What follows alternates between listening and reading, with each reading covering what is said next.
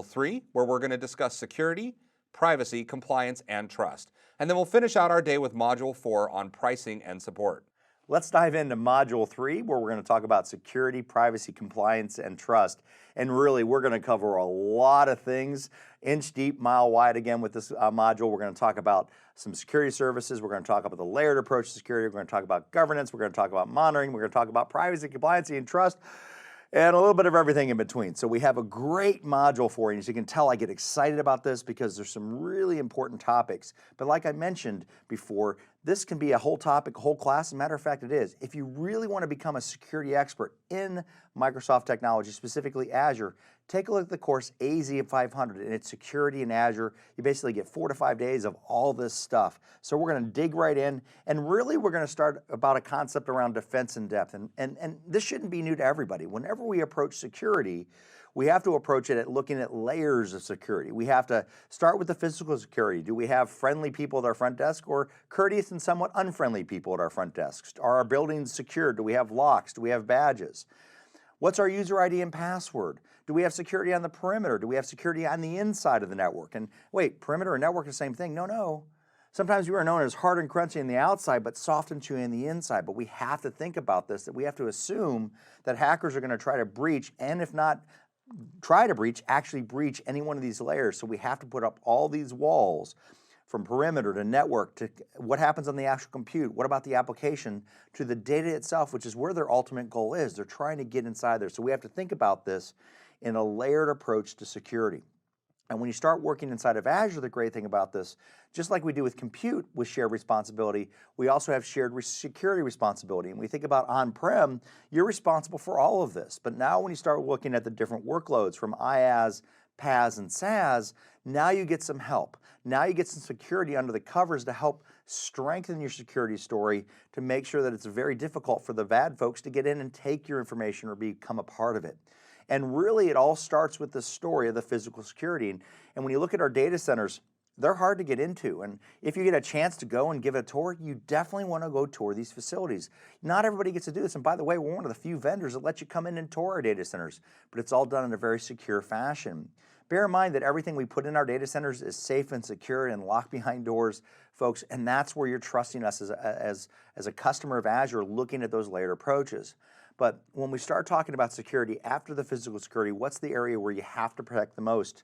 And that's identity and access. And we're going to talk about those core identity services we have in Azure right now. And really it starts with the concepts of authentication versus authorization.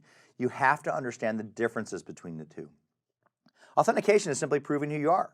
That's logging in with user ID and password. It's establishing your identity. If you go to a professional sporting event, this is your ticket. Your ticket lets you get past the guard at the gate so you can get into the stadium. That's part of that, what that ticket does. The ticket does the other part, which is authorization. What seat can I sit at? Where can I buy my food? Am I in the club level? Do I get to go down close to the sidelines, or am I stuck in the nosebleed seats? When you think about this, you have authentication always happens first. You prove who you are, followed by authorization. Inside of Azure, we authenticate with Azure Active Directory, and our authorization of what we can do inside the actual subscriptions is done with what is called role-based access control, both of which we're going to cover inside this module. So understand, authorization happens after authentication, proving who you are, and then what can you do with that information. And really it all starts with Azure Active Directory, our identity solution. Now, why do we spend time on this, and why do we talk about authentication, authorization, and Azure Active Directory? Because this is how we authenticate. Your user IDs and where they're stored is important. And folks, if you don't believe me, a little bit of homework for you. There's an excellent book out there called The Cuckoo's Egg. It was written in the early 80s, and it talked about an identity solution. It was written by a gentleman named Cliff Stoll, and he found a hacker had compromised a mainframe computer, found a user ID and password, and was trying to use the Berkeley's network to break into ARPANET. The hacker was in Germany. So if you don't think identity matters here, especially in the security story, it's vitally important. And the great thing about Azure Active Directory, you have a centralized identity solution that really helps govern access to everything we do, from our authentication. We can have set up single sign-on. We have application and device management. And when you think about this, folks, just to be very open and honest, it's not necessarily what you might think from a group policy or an Intune or AirWatch or Mobile Iron perspective. But when we think about application and device management in Azure Active Directory, application management, for example, is what applications our users are allowed to do single sign-on. And because of the way that Azure Active Directory designed, there's over 3,000 applications that know how to use Azure Active Directory for authentication into those applications. And device management, simply put, my laptop here, guess what? Can it get in to Azure? Well, I had to be given permission at the laptop. This device can be managed and used to leverage. But we also have business-to-business consumer tenants, so we can actually have our business-to-business trust, and we also have business-to-customer tenants and identity services built into Azure Active Directory. But the problem becomes is that we have this term Active Directory, and we have it in two places. We have Azure Active Directory, and then we have Active Directory on-prem, known as Active Directory Domain Services. And what's the difference? First off, they're very different. You can't think, well, hey, I have Active Directory on-prem, I know what Azure is. No, they're different to the point of how we talk to them. With Active Directory on-prem, we use LDAP, we use Kerberos for authentication. There's no federation services built in. We have a concept of organizational units and how we organize our users and groups. In Azure, it's not a one-to-one comparison, but when you look at resource groups, they're kind of replacing the need of what we do with organizational units. But in Active Directory on-prem, we had a fantastic management solution called Group Policy, where we could really control users' desktops.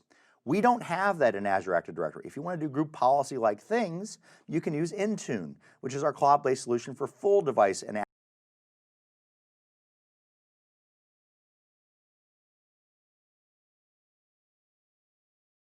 application management inside of Azure. But what makes Azure Active Directory special? It's cloud-based. It speaks common protocols. We access it via HTTP or HTTPS. We use common APIs, so not only the applications that are in the cloud today can leverage it, but applications your developers write can leverage Azure Active Directory for authentication purposes. But we also use SAML, WS Federation, and OpenID for authentication, and OAuth for authorization. These are common industry protocols. Why is this important? Well, it leads us into our federation services. Azure Active Directory can speak to many, many applications in the world today. Some of the most common: Salesforce, Box, Dropbox, G Suite, Amazon Web Services. Now I know what you're thinking. You're thinking, Matt, wait a second. Azure Active Directory can speak to Amazon Web Services? You betcha. As a matter of fact, you can use Azure Active Directory as your authentication mechanism if you have a dual cloud strategy, which a lot of our customers do. You can have one central managed identity with Azure Active Directory, and users can log in with that user ID and password and be allowed to use Amazon Web Services. We can have true single sign-on across all of these services. But at the end of the day, that's all Azure Active Directory is. It's a flat structure, users and groups, and that's all. It's extremely powerful, but all the other things are done by the other components inside of Azure. So when we look at Azure Active Directory, it is radically different than Active Directory on-prem. But when you look at the cloud world that we're in today, guess what, folks? It's perfect for what we're doing inside the world that we have today. More importantly, one of the things that Azure Active Directory comes with, folks, is multi-factor authentication. Not just Microsoft, but many of the security vendors in the world today have simply made one statement, and it might have shocked all of you. Your user ID and password is no longer enough. Why? It just takes time to crack any password. It just takes effort. So now what do? How do we set this up? Remember, authentication is proving who you are. All multi-factor authentication is proving who you are in multiple ways. And it's around three big tenets. Something you know, that's your user ID and password. Something you possess. This might be your phone, it might be an application on the phone, or it might be a text message. How many of you have forgotten a password of one of your common SaaS applications today? And you can't remember, and all of a sudden you get a text message with a little verification code that you put in the forgot password screen, and you get your password reset. We do this today. And then something you are. That's your biometrics, it's your face. Windows Hello is an example that does all three. Because on our laptops, we have Hello enabled, so I can just basically log in the morning with my face, and it logs me to the system. But to set that up, I had to first know my user ID and password. I had to set it up on this laptop, and then I can use my face to log on. So when we think about it, it's fantastic. However, folks, it does have a dark side. One thing about multi-factor authentication you have to realize, you're going to forget your actual password. And you're going to have problems with this, and when you have to reset, I don't know what it is. Fun story, I was blessed enough to go to Hong Kong a while back, a few months back, and I got to go deliver some training, and I had to print some things out on the printer at the Microsoft office. And I go to the printer, I'm all ready to print, have my badge, and it says, before you can print, you need to verify your identity. Can you log in with your user ID and password? I didn't know what my user ID and password was, so I had to go reset my password to log onto the printer so I could use my badge to print out the stuff for my course that I happen to be delivering. So understand when you get into multi-factor authentication, you will most likely change your lose your passwords and may have to change it. But because you're using multi-factor authentication, a lot of organizations are lengthening their password histories. It doesn't matter anymore because we're not using that. We're using different mechanisms that verify your identity. And I thought it was something like 95% of password brute force attacks are thwarted because of multi-factor authentication. You have it in Azure Active Directory, it's available to you, and folks, if you're not turning it on, I'm just pleading, turn it on inside your environment. It's gonna help prevent those identity crises that you may have if somebody compromises your information. So our identity services, core, Azure Active Directory is what we do inside of here. So that's our first layer. What's our next layer? Network. How do we start securing the network? And everybody's familiar with this, right? How do we start talking about it? In Azure, we have network solutions. We have to look at layers. We have the perimeter layer. Wait, you all had this. We had this today. You have firewalls. You have really big firewalls that sit out there. And if I had to guess, let me think, okay? You have port 443 open and maybe port 80. That's all you have open. But you have to start protecting it because you got to open up ports. That's how you do business. We got to let people in to get to our website so they can order our products and services. That's our perimeter. Now, how do we prevent things from happening inside there? So if I have 443 opened up, how do I protect it? Well, I throw a firewall there, and commonly known as a layer 7 firewall or a stateful firewall, or in our case, is a web application firewall. It's just on the very edge, and what it does, it scans the information. Just like it is when I go to the airport. What's the first thing that happens? I have to go to TSA, have my ticket, have my ID, I can get in. Everybody can go there. If they have a ticket, they're allowed to walk into that environment. Now what happens? If you've traveled lately in an airport, what happens after you get past the security person? You throw all your bags on a scanner, they get scanned, and you yourself walk through some kind of scanner. It's exactly what a firewall does, folks. That's all it does. It's just at the very edge. Yeah, you can come in port 80 and 443, but now we're going to verify who you are. Then we also have a special protection, distributed denial of service protection. And every customer gets this in Azure, and there's a basic feature that everybody gets. It's free. And we also have a standard feature which does a little more proactive remediation if things like happen. And all this is, a distributed denial of service attack, is a hacker just floods your internet with so much traffic. Guess what? Real traffic can't come in. Azure's been protecting it since really the beginning of Azure, preventing from these styles of attacks. We have the networking layer. Now we're past the perimeter. What about inside our networks? If you think about your world that you live in today, in your data centers, how many of you actually were very secure on the inside? Or you just hoped the firewall would keep all the bad people at bay? Well, a lot of the really good social engineer hackers in the world today, they know how to walk around your firewall. In other words, they leveraged a really friendly receptionist and were able to walk by your perimeter layer. Now they just have to put a port scanner inside any one of your open jacks, and they're in the network layer. But can they do things? Well, inside of Azure, we use a concept, and I'm telling you what, folks, it is a huge concept. They're called NSGs, or Network Security Groups. They're a filterer. They're not a firewall. They don't inspect traffic. They're and some people would call it a stateless firewall, but just a filterer. It filters inbound and outbound traffic. It's very easy to set up. And basically, a network security group is, who are you and where are you trying to go? Either I'm going to let you go there or I'm going to deny you. And that's it. But that's on the inside of the network, and it's fine-grained filterer. And I'm going to show this to you as we take a look at some of these technologies, but now it makes it easier to secure the inside of our networks, all right? And that's the networking layer we have. When we look at Azure Firewall, we already talked about it's inbound and traffic firewall, what ports can come in. And now we can come in and look at firewall, we can look at what happens inside those packets. And the application, the Azure Application Gateway has this built in for your applications behind it. So there's a couple ways inside of Azure to do this. Now folks, this is the Azure Firewall. I want you to have a firewall on the perimeter of your environment.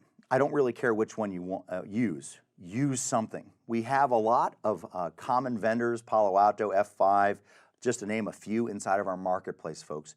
Use them. Have something on the perimeter of your network scanning that traffic. We have some great built-in services, but if you're familiar with some, just use one, all right? Then we have distributed denial of service. Everybody gets this basic service for free. I will tell you, for most customers, the basic free service is going to be perfect for you. If you add the standard service, it's transactional based and it can be kind of costly, but it adds some mitigation. It helps protect all your other resources. And really, when we talk about cost and security breach, What's the cost if you get breached, right? What happens inside of your environments and how do you want to prevent that? Or what's the cost if your customers can't get to your website because it, for some reason, got by the basic service? I will tell you most customers are very, very happy with the basic service, but you might want to consider the standard service. Now, what about the inside? I've gotten past the perimeter. I'm valid traffic. I'm allowed port 83. Now, how do I move around inside of Azure? Firewall, DDoS, perimeter, external. Network security groups inside of Azure. So when you start working with your traffic, how do we dive in and use all of this? We have some default rules we'll take a look at in a few minutes. As a matter of fact, we're going to talk about that because the great thing about network security groups is that we don't have to necessarily use all kinds of fancy things. We can use application security groups as a part of our NSG story. And I'm going to show you the network security groups and where ASGs come in. But the great thing about application security groups, they allow us to group computers by names. In other words, I don't have to know their IP address. I don't have to know anything else about them. I just have to put them in a name, a group name that allows me to organize it and control flow of traffic. And when we see the network security group here in just a minute, you're going to see how application security groups can actually govern all of that. So let's take a look. Let me show you what network security groups can do and how we can set it up. So I'm going to hop in fairly quickly because I want to show you the power behind these things. So I'm going to hop into my environment. I'm going to go to my network security groups. I'm going to hop into my AZ Fun network security group. And I'm just going to go right to the inbound rules and I'm going to go right to add. Now I hop in here very quickly because this is where the power of the network security group lies. It's a fairly straightforward filter. And notice the first two options here. First one says source, any. Where are you coming from and what port are you coming from? Every network traffic has to have an origin port. But look at the any, it says any source, but look at the choices. I can choose an IP address range, so you have to know how to use site or addressing to control what subnets are going to be coming inside of that. I also have service tag. What's a service tag? Services, and notice the default one is internet. So this says if I have traffic that's come from outside of Azure, internet-based traffic in here, I can lump everybody into internet traffic. I don't have to worry about IP address ranges, I don't have to worry about any of that, but notice the service tags we have here because it's really, really big. We have virtual networks. This is virtual networks inside of Azure. So we have a rule specifically for our VNets inside of Azure. But as you scroll through this list, look at all the Azure services that are there, and they're all designed to help you filter traffic inside that list. And notice when I get down into storage, it's broken down into regions. So if I only know a certain region can come into this area, guess what? Lock it down. Why say any when they come inside of it? Lock down to those very specific resources that we have inside of Azure. It helps you control traffic because guess what? If I choose Storage Central India, which happened to be the one I landed on, guess what? If I don't come from Storage Central India, I don't get in. It's blocked, right? I have to be on that list. So let me go back. We're going to have some fun with this. So I'm going to say any. I'm going to leave the port range at wide open, although generally speaking, if you know where the port's coming from that's supposed to get in here, lock it down again. Destination. Where are you trying to go? Who are you and where are you trying to go? The destination, any, IP address range. Are you trying to go to a specific network? Because a network security group can sit in front of multiple virtual networks. Or I can do application security group. So I can have that group of computers. And they work like this. I maybe have all of my web servers grouped in a thing called web server. I'd say internet traffic can talk to web servers. And then under web servers, I might have my database servers, and that means web servers can talk to database servers. In other words, a hacker, if they're going to try to come in, they have to go through the web servers before they can get to the database servers. Everything else is just blocked. So for us, just to have fun, I'm going to say any. And what port do you want to go to? I'm going to say 3389 is my port. I can use any protocol here. I'm going to use TCP. And this one I'm going to deny. And I just want you to make note of the priority rule, which is currently 310 that we have inside of it. And the port, I'm just going to say RDP2. And I'm going to go ahead and click on Add. And I want you to take a look at what we have here once this rule is created so we can see it. It'll come up here in just a moment. And then we'll talk about how this works inside of Azure. So let me just refresh this so I see it. Now, Garrett, I'm going to ask you a question. Notice that I have two rules here. I have one over 3389, TCP any, allows, and one that denies. And best guess here, what do you think? Are we going to let traffic in, yes or no? Yeah, I'm going to say we're definitely going to let traffic in because of priority of the rule. Yeah, exactly right. Perfect. High five. Good answer. All right. Folks, understand this. Most of the times when you think about security, you think deny always wins. Not in the case of network security group. What did I tell you it was? It was a simple filterer. And here's how it works. When a packet comes across the network security group, it says, who are you? Where are you trying to go? And it looks at the rule. And the minute it gets an answer to that question, it takes its action. So in this case, look at the priority rule. It's 300. The allow is before the deny. Now, if I were to simply do this experiment with it and flip these rules, and say instead of 310, I'm just going to make it just one little itty bitty number ahead of it, make it 299 and save it.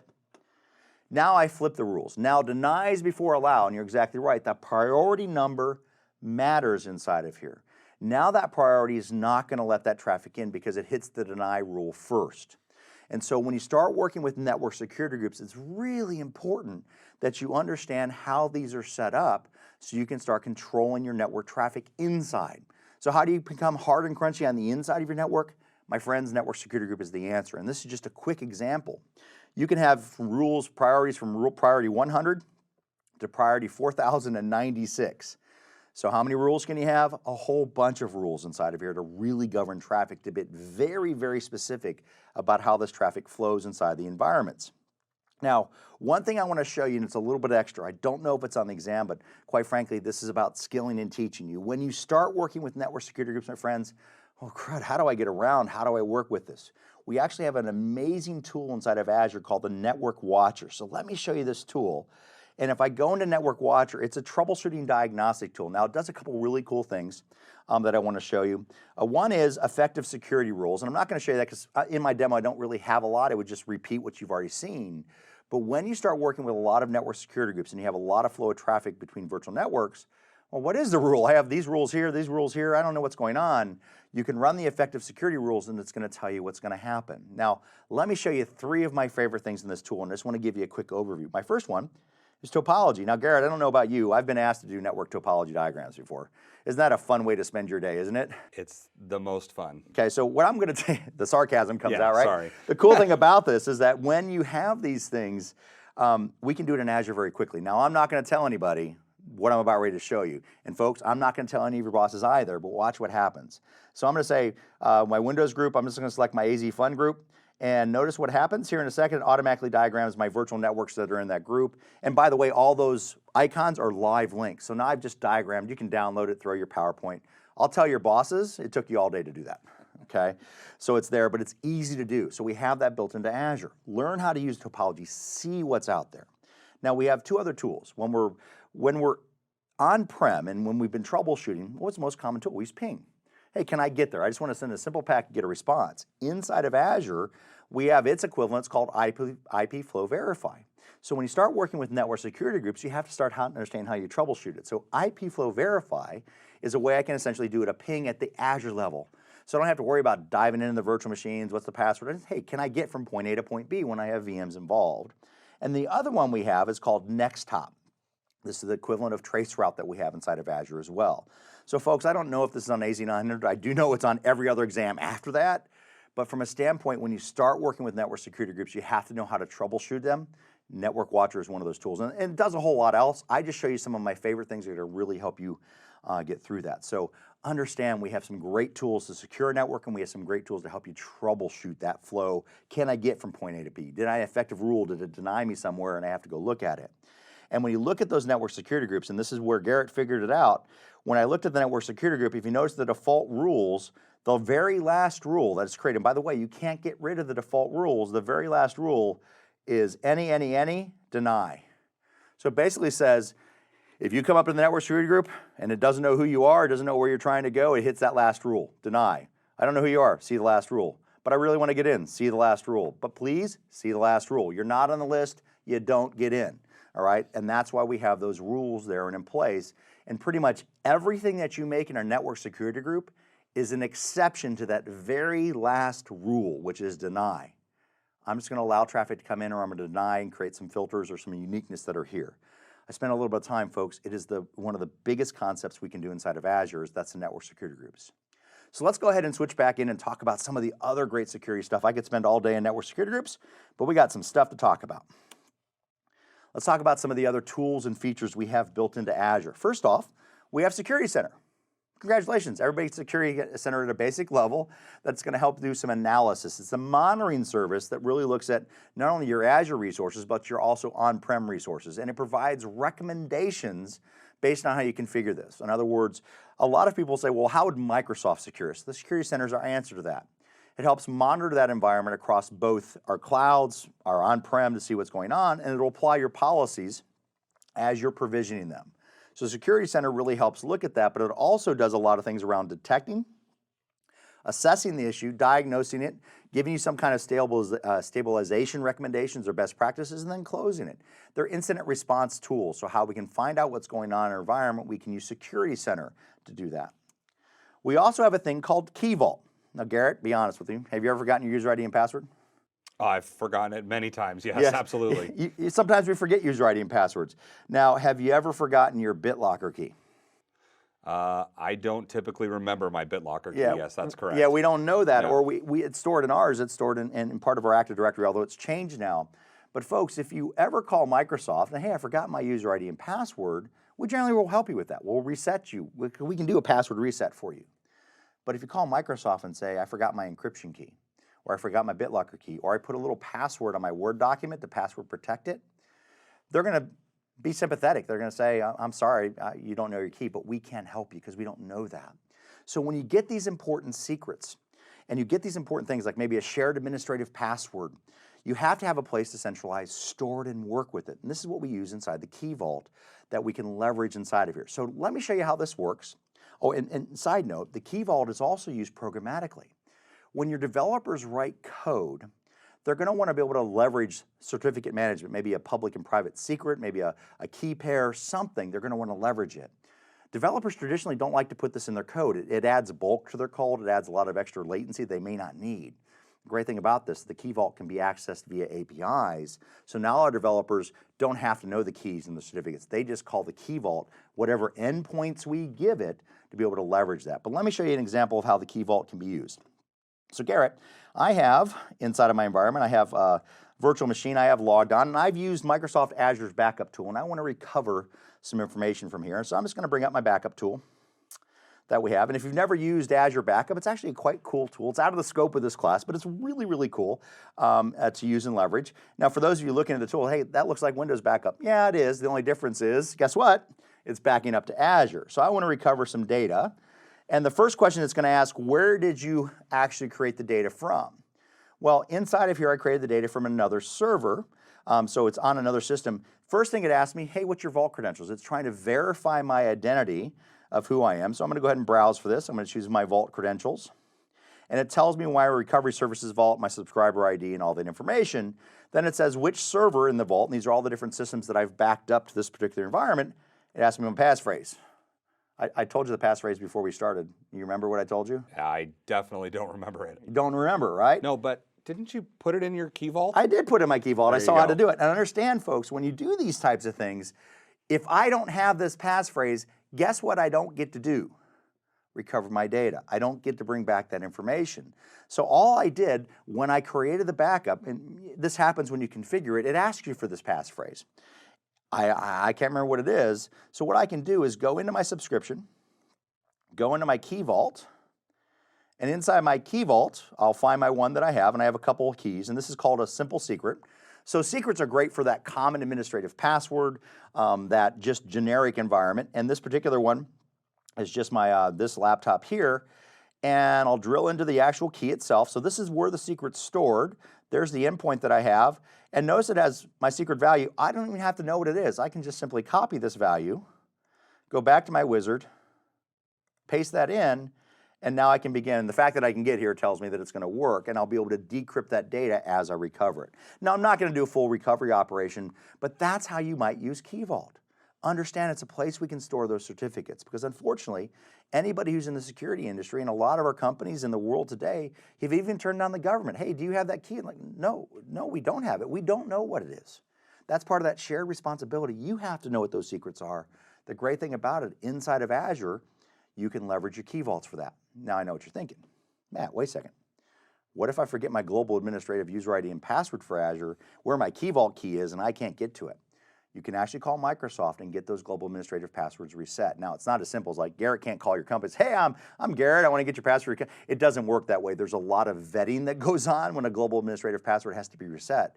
But especially for some of our smaller and medium customers where they might hire a partner that does work on their behalf, this does happen from time to time. Microsoft have facilities to make sure that they reset that password for the valid people, not the invalid folks that are there. So some really good things that'll happen inside of it. So let me go ahead and hop back in and let's finish some of the storage. So I just want to show you Key Vault, and let's talk about some of the other tools that we can use inside of Azure. The first one is Azure Information Protection. It protects your information. I know that seems kind of redundant of the school of redundancy, but we've all done this. We have information. How many of you on your, and Garrett, I think you've done this before, you selected a little toolbar and says confidential. And what did it do when you set it confidential? So it sets permissions on the message so that only certain people who are receiving the message are able to actually open it. Yeah, and that's done automatically in coverage. You set it manually, but everything, a lot of rules happen. That's Azure Information Protection. We're Microsoft. We are using information protection, but we also can do it automatically. Let's say Garrett sends an email that has maybe a credit card number into it. We can actually automatically classify that as super confidential, whatever it happens to be, or give Garrett a note, say, hey, look, you're putting a credit card information. Are you sure you want to do that? We can give them tips, and that's all information protection does. It helps label and protect our documents. We can do it manually, or we can have it applied automatically. Then we also have advanced threat protection. Now look at this, solution for identifying and investigating threats, compromised identities, and malicious insider actions. When I got to go to Hong Kong, threat protection kicked in. It basically said, wait a second, Matt, you're usually somewhere in the United States. What are you doing in Hong Kong? And it was flagged. And what happened is when I logged onto the hotel's network, I was forced to use multi-factor authentication. So we had conditional access tied with, oh, something's not right here. The cool thing about this is that we can put sensors, not only inside of, we use sensors inside of Azure, but we can put these on our on-prem domain controllers to monitor what's going on, to see what's going on inside the environment, to look at those types of things. And I like this one, it says malicious insider actions. So what is that? Basically, all of a sudden, I come in, I'm downloading a terabyte of data from the secure server. Well, I never ever done that. Alerts are gonna happen. People are gonna get notified, wait, Matt's doing something he doesn't normally do. And we also have with threat protection, we have another variation of this called identity protection. It looks at the same things that are unique to me. So for example, one of the things that identity protection does is Matt just logged on at 8 o'clock in LA and 1 minute later logged in New York. Well, that's not possible. So we have that type of information stored inside of Azure. More importantly, behind both threat protection and identity protection is Azure Machine Learning Services. Looking at how you're doing, it's looking at patterns, it's collecting data, so we know how you're doing these things. And when you think about how your users are, every user has a pattern on how they work with the systems. And we can get ahead of those potential threats if somebody gets compromised. Well, why is Matt trying to break into the secure server? He doesn't have access. He's never done it before. People are gonna get notified, so you can help keep your environment safe and secure. Whew, lots of stuff in this module so far. And now we're getting to the big topic. You think, wait, Matt, you've talked about identity, you've talked about network security group, all these other things. Now let's talk about governance. For those of you that have